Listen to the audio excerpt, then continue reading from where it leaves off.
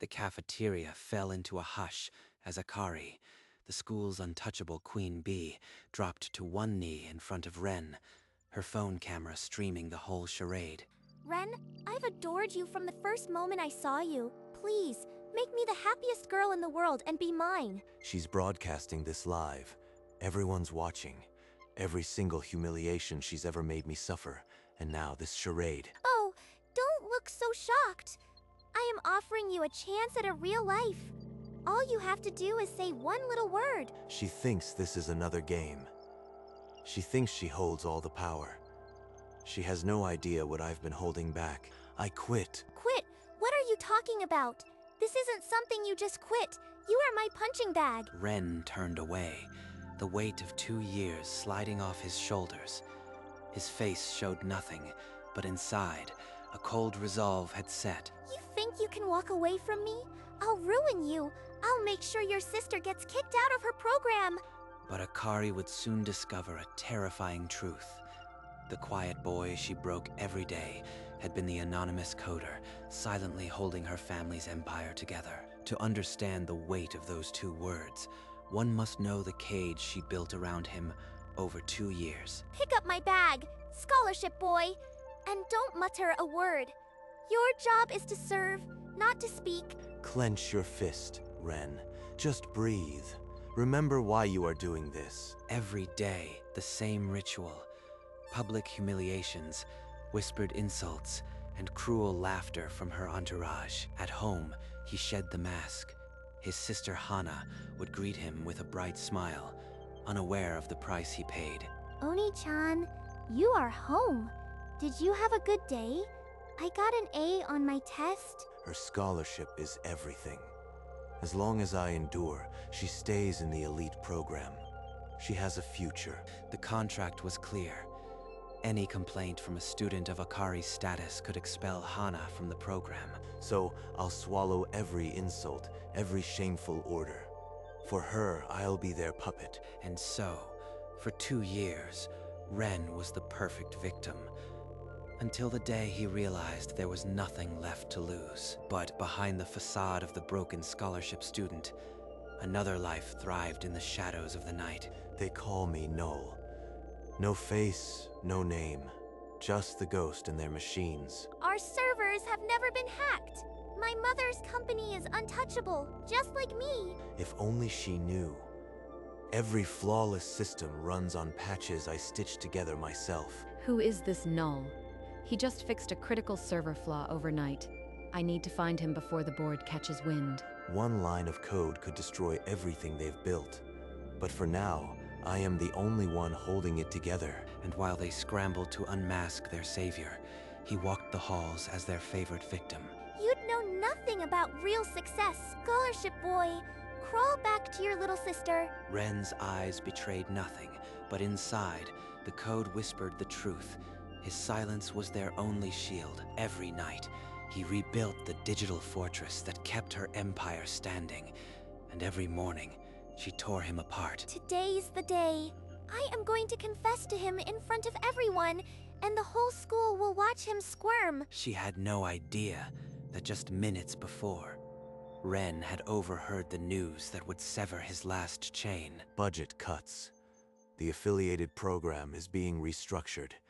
Hana's scholarship won't be tied to my behavior anymore. All this time, I've been her puppet for nothing. She never held any real power over me. She's planning another public game, but today, I'll end it on my terms. I'll get on one knee, make it look romantic, and watch him turn bright red. It'll be hilarious. The cafeteria filled as students gathered, phones ready. Akari saw her stage and her victim walking in. She thinks this is just another performance. She doesn't realize she's about to lose everything.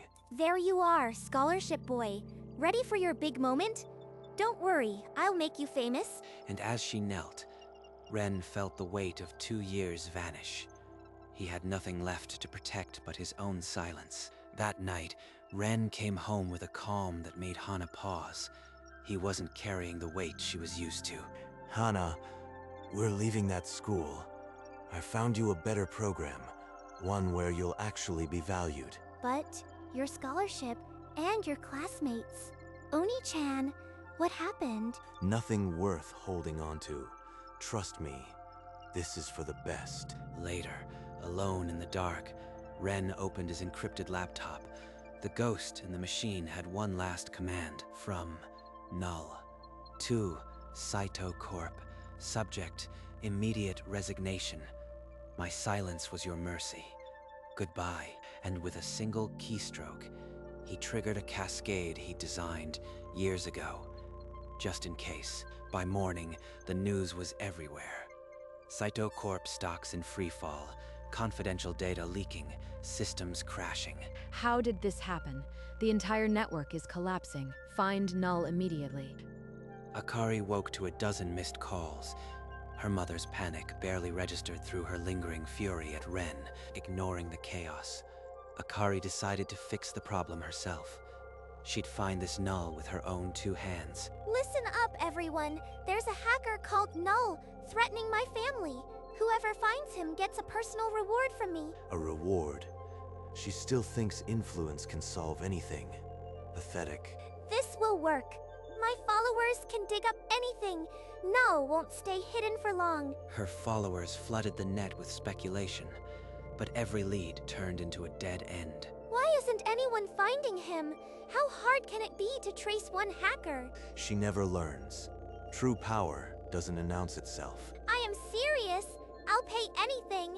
Just find Null. But the ghost in the machine had vanished, leaving nothing but a trail of cold silence, and for the first time, Akari felt the faint tremor of losing control.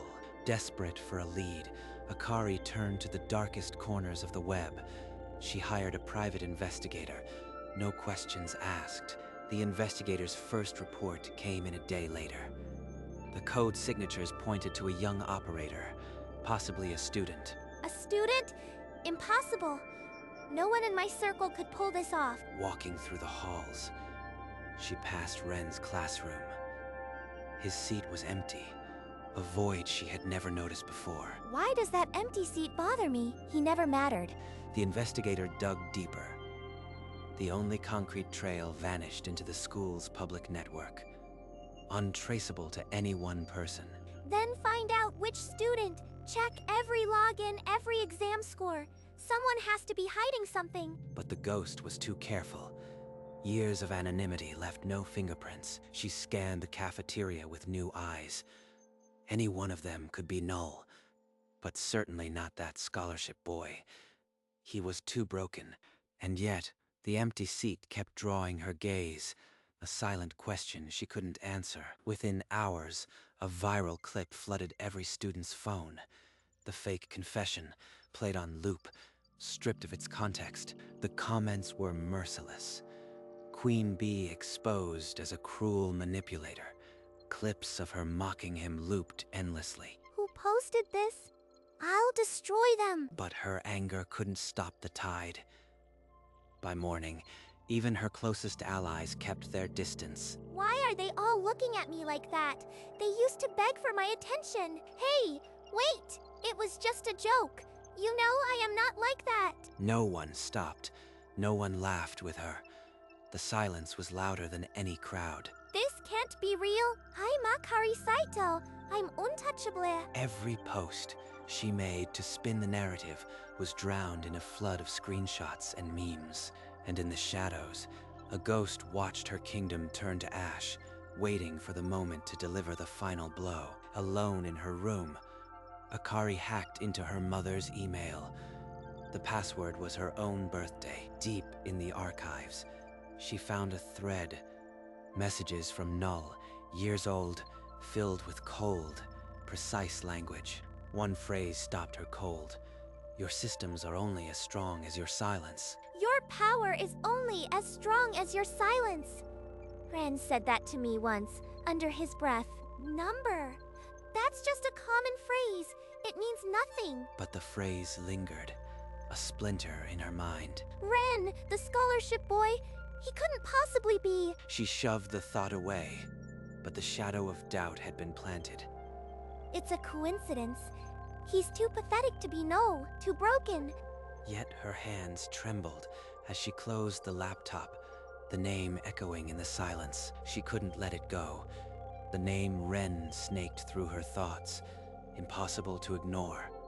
She needed irrefutable proof. She hacked into the school's archived records, searching for any thread connecting Ren to the digital world. A coding competition from 3 years ago. Ren Takashi. First place. How did he hide this? A dusty trophy, a forgotten victory. But the look in his eyes, in the photograph, made her stomach drop. That same cold, dead stare. He looked at me that way when he said I quit. Then came the final nail. The PI traced an old IP address, null, once used. It was from this school library, and at that exact timestamp, only one student ID had logged in, Ren Takashi. No, that's impossible. Ren is null. I spent 2 years humiliating the only person keeping my family's empire alive. I destroyed my own safety net. The weight of the truth crashed down. The quiet boy she'd broken every day was the architect of her world, and he had just walked away. Without hesitation, Akari drove to Ren's old address. The modest house stood dark and silent. She forced the back window. The house was stripped bare, except for one locked room in the basement. A false wall, hiding an entire server room. This is where he worked, where he saved us. Monitors, cables, and lines of code burned into screens. The ghost's true lair, frozen in time. Ren, I know it's you. Come back. Name your price. I can make all this go away. The message read, Ren, I know you are null. Come back and fix this, and I'll pay you anything. Just don't abandon us. She still thinks this is a negotiation. She still thinks I am for sale. He stared at the message for a long moment, then swiped it into the trash without a second thought. He's ignoring me. After everything, he won't even reply. The silence was his answer. For the first time, Akari realized her voice held no power. While Akari drowned in desperation, Ren's world expanded. Reina's family offered him a position, and trust between them grew. You are different from the tales I heard. You are capable, thoughtful. I am glad my father trusted you. But Akari's obsession surged. She tracked Hana's new school, meant to be a sanctuary. Ren ignores me, but his sister Hana will listen. She's always been his weakness. The next morning, Akari waited at the gates, smile like a mask.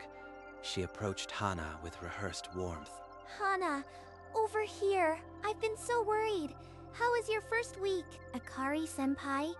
My brother said not to talk to you. He's overprotective. Actually, he sent me to check on you. He wants you safe. Hana hesitated. Mention of Ren lowered her defenses. She wanted to believe, and the poison took hold. The one person, Ren, would never forgive her for dragging into this. Hana returned home that evening, her eyes red-rimmed, and her voice barely a whisper. Oni-chan, Akari-senpai said you are destroying her family, that you are the reason everything is falling apart. She used Hana. She made my sister a weapon. Hana, that's not the truth. Akari. She bullied me every day for 2 years. She made my life a nightmare. But you never said anything. All those smiles, all those times you came home, you were suffering? And then the walls broke. Hana fell into Ren's arms, sobbing, apologizing for ever doubting him. I am so sorry, Oni-chan. I believed her over you. I am so stupid. It's not your fault. She's a manipulator. But now you see the truth. This ends now.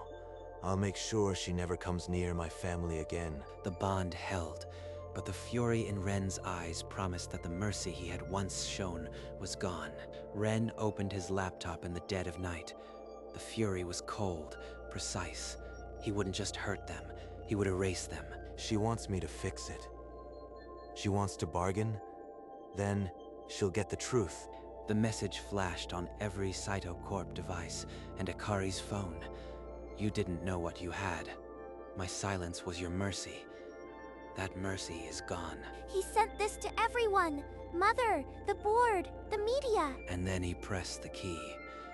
The key that triggered a cascade he'd built over years. A cascade of errors flooded the screen, a silent scream in code. One by one, every server, every financial record, every client file corrupted beyond repair. The digital empire turned to ash. By dawn, the news anchors couldn't keep up. Saito Corp declared total operational failure. He destroyed us completely. The company was gone. The name Saito now synonymous with disgrace. And the ghost simply watched. The Saito mansion, once a monument of power, now wore a rusted for sale sign. At school, the whispers turned into open mockery. Her former friends led the cruelty. This is what I did to him. Every day. No one saved her a seat. No one returned her calls. She was invisible, desperate for air. She climbed to the school rooftop, the place where it all began. Ren stood here every day, looking down. Maybe I should just... Ren's phone buzzed. A former classmate sent a blurry photo. Akari on the edge. She doesn't get to escape that easily. Not before she hears the truth. He didn't run. He walked with the same measured steps he used when he quit. The rooftop door creaked open. Akari turned, and her breath caught. He had come. You came. After everything, you actually came. I am here for me, not for you. You need to hear something. I don't hate you. Hating you would mean you still matter. All this time, you thought you were the predator. But you were just a shadow chasing a ghost. My silence was your mercy. The words struck deeper than any blow. Akari's legs buckled, but he wasn't finished. Goodbye, Akari. This is the last time you'll ever see me. Wait, Ren, please. Say something. Show me you still care. He didn't turn. The door clicked shut behind him, and the silence became unbearable. She collapsed, forehead pressed to the cold concrete.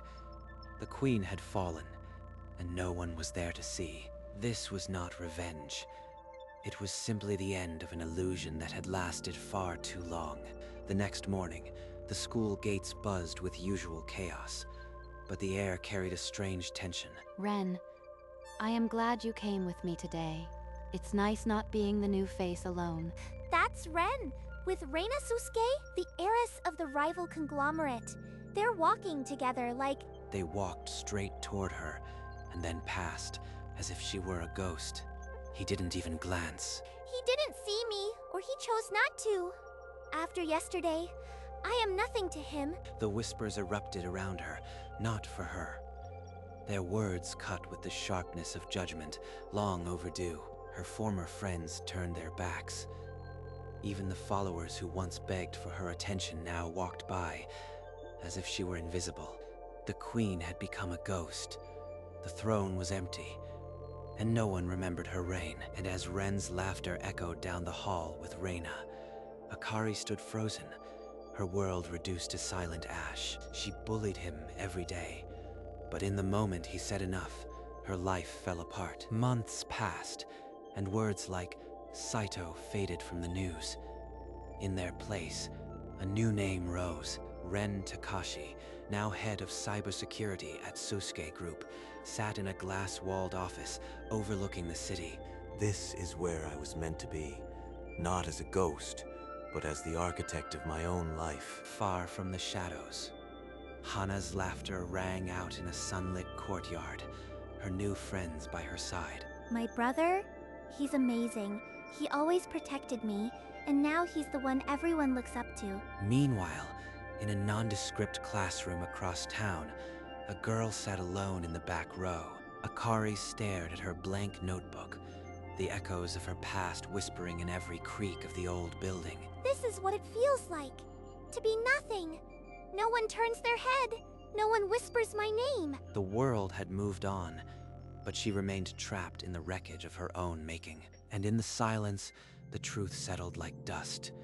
She had never held any power at all. A few days into the new school, the pretense of civility cracked. The hazing began in whispers. They're looking at me like I am prey. This is exactly what I did to him. The taunts escalated daily. A tripped foot, a snatched lunch, a chorus of mocking laughter. No one intervened. She was invisible in the worst way. That evening, alone in her cramped room, she rummaged through a box of belongings. Her fingers found a crinkled photo. This was the day of my birthday party. Surrounded by friends, everyone laughing at my jokes. The girl in the photo wore a crown of confidence. She had no idea the kingdom was built on someone else's misery. I created this. Every time I humiliated Ren, I was laying the foundation for my own fall. The tears splashed onto the photo, smudging the ink of her former self. She finally understood. The cruelty she sowed was now the only crop she'd ever harvest. That night, a news channel aired a special on rising cybersecurity prodigies. The guest's face was hidden in shadow, voice distorted. True power isn't about taking from others. It's about building something unshakable in silence. In a cramped, dimly lit room, Akari's head snapped up. That voice, even distorted, cut through her like glass. It's him. Even after all this time, I know that calm. Some people waste their lives tearing others down. I chose to walk away and build my own future. He's not even talking about me directly. I don't exist in his story anymore. The interview shifted to other topics, but Akari heard nothing else. The silence that followed was hers alone. He meant every word on that rooftop. I am nothing to him. She had sought validation, hoping to see a crack in his armor. But his armor had no need for her. He had quit her world completely. And now, she was the one left behind. Invisible, forgotten. A gentle breeze swept through the cemetery as Ren and Hana stood before a simple grave marker. We made it, Mom, Dad. Hana's safe, and I am finally doing what I love. Oni-chan never gave up on me. He's the reason I can smile like this. No more shadows. No more silent suffering. Just peace. He had carried the weight of the world for so long. Now, he finally let it go. I can protect what matters without being a ghost. Hand in hand, brother and sister walked away from the stones of the past, toward a horizon of warm light. His silence had been mercy once. Now his voice was free. The boy who quit everything had found his true beginning. And as the sun dipped below the world, the last ghost was finally laid to rest in a quiet bookstore on the edge of town. A girl with hollow eyes shelved paperbacks. The uniform hung loose on her frame, the name tag blank. She blended into the aisles like another forgotten story. A customer asked for the business section, and she pointed without a word. Her voice had grown rusty from disuse. As she straightened the shelves, a colorful spine caught her eye. Coding for beginners. I know what this is. I once destroyed a world built from this. Her fingers hovered, trembling. Then, she pulled it from the shelf. She didn't open it, just held the weight, as if measuring the distance between who she was and who she could have been. The cover was pristine, untouched. She wondered if that was how his code once looked, full of promise. A silent bell chimed. The store was closing. She tucked the book under her arm and walked toward the dim exit. And somewhere in the city, Ren sipped his coffee without a single thought of her. He had quit. Her story was over.